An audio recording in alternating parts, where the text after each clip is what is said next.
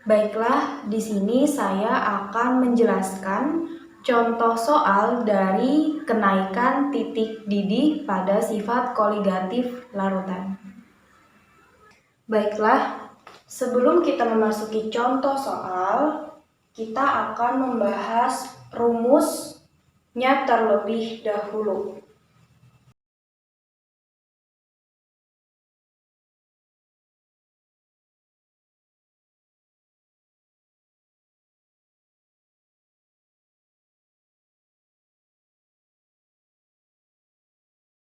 Ada dua rumus yang akan kita pelajari.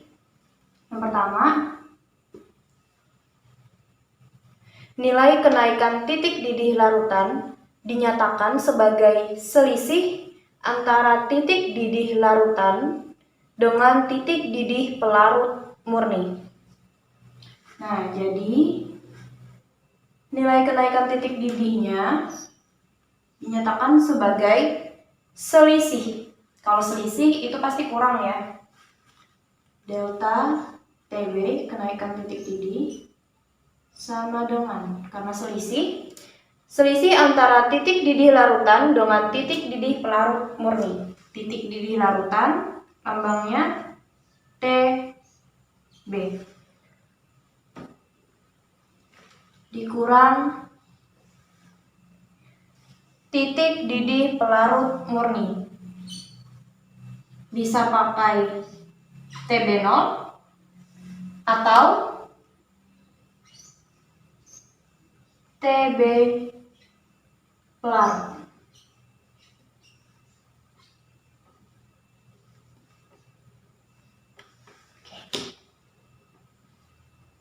Rumus yang kedua, persamaan untuk menentukan perubahan titik didih sebanding dengan hasil kali molalitas dengan nilai KB pelarut. Masih kenaikan titik didih. Rumusnya delta TB. Ini yang sebanding dengan molalitas dengan nilai KB ya. KB pelarut. Delta TB molalitas lambangnya M kecil dikali KB pelarut. KB pelarut.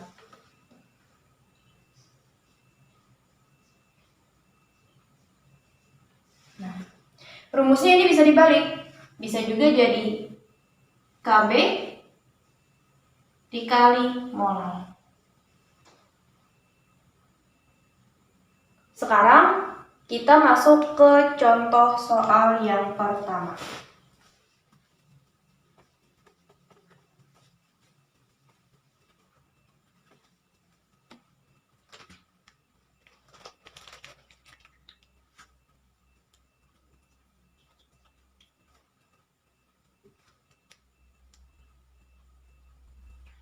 Berapakah titik didih 36 gram glukosa dengan MR 180 gram per mol dalam 250 gram air jika diketahui KB air 0,52 derajat Celcius kilogram per mol. Oke. Yang pertama, langkah pertama, kita cari yang diketahui. Ini saya tulis diketahui, saya singkat dik aja. Dibaca dari soal tadi, diketahui 36 gram glukosa. Itu menyatakan bahwa massa gram, massa ya mgr, sini saya pakai mgr, massa gram glukosa sama dengan 36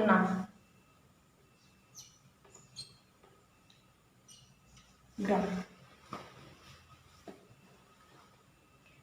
Dengan MR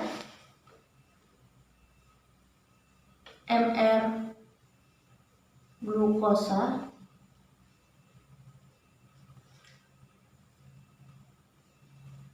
180 gram per mol. Kemudian yang diketahui dalam 250 gram air. Oke, berarti massa air 250 gram. Jika diketahui KB air, oke berarti ada KB-nya ya. KB air 0,52 derajat Celcius kilogram per mol. Ini nanti yang ini kilogram per mol ini sama artinya dengan satuan molar. Oke. Ditanya, saya singkat dengan dik. Berapakah titik didih? Titik didih ya, bukan kenaikan titik didih. Kalau titik didih saja berarti adalah TB larutan. Nah, bagaimana cara menentukan rumusnya? Tadi kan kita ada dua rumus. Nah, kita tuliskan dulu nih. Rumus yang pertama.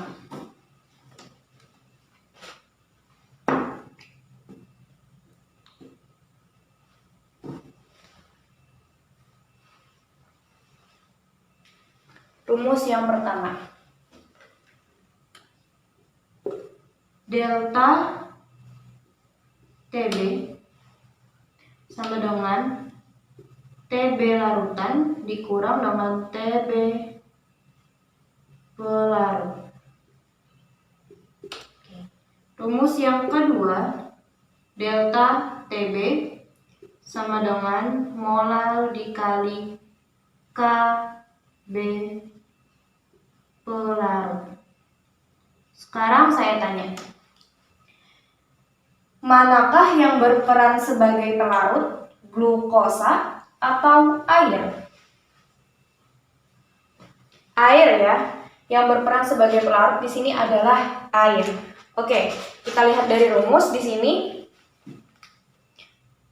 Yang diketahui massa KB.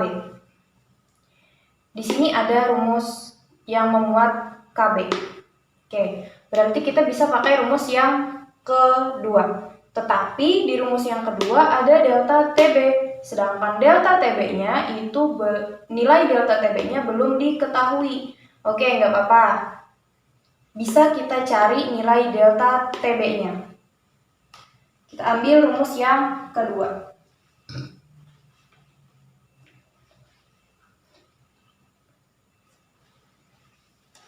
Oke, jadi kita ambil rumus yang kedua. Delta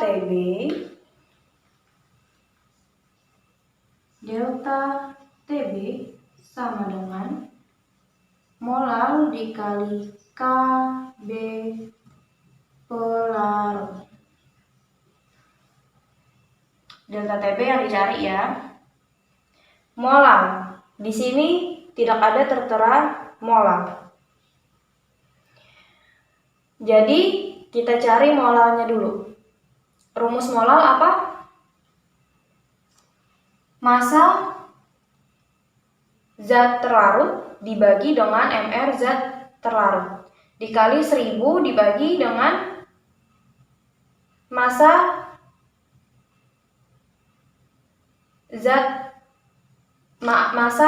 pelarut. Jadi massa zat terlarutnya itu adalah mGr glukosa dibagi dengan mR glukosa dikali dengan 1000 dibagi dengan massa mGr air dikali KB-nya 0,52. 0,52 derajat Celcius per molar. Kita isi. Massa dari glukosa berapa? 36 gram dibagi 180 gram per mol dikali 1000 dibagi massa air 250 gram dikali 0,52 derajat Celcius per molar. Oke, kita hitung. 36 gak bisa dicoret. 1000 dengan 250 bisa. 01. Satuannya bisa kita coret. Ini gram. Ini oke, gram. Ini mol. Tersisa satuannya derajat Celcius. 36 dibagi 18 0,2 dikali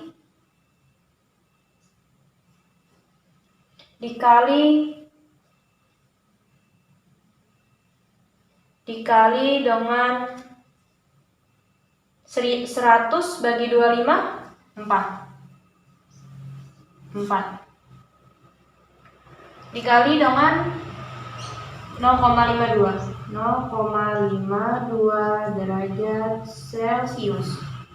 Hasilnya berapa? 0,2 dikali 4 0,8 dikali 0,52 0,416 derajat Celcius. Ini untuk nilai delta TB. Yang kita cari adalah TB larutan. Berarti kita masuk ke rumus berikutnya.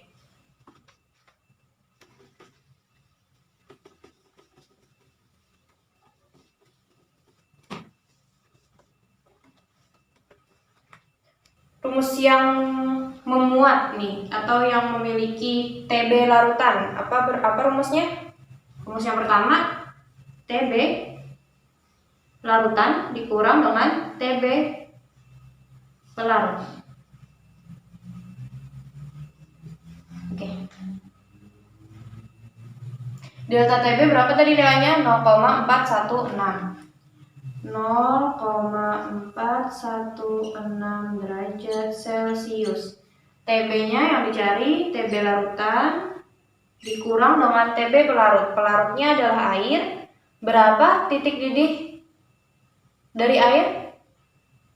100 derajat Celcius. Sekarang kita pindah. TB larutan maksud saya, larutan sama dengan 100 derajat Celcius. Karena dari sebelah kiri dipindah ke sebelah kanan, maka tandanya jadi positif. Ini negatif, maka jadi positif. 0,416 derajat Celcius. Nah, berapa nih? 100 derajat ditambah 0,416. Jadinya 100,416 derajat Celcius. Inilah nilai dari titik didih larutan pada massa glukosa, pada larutan glukosa.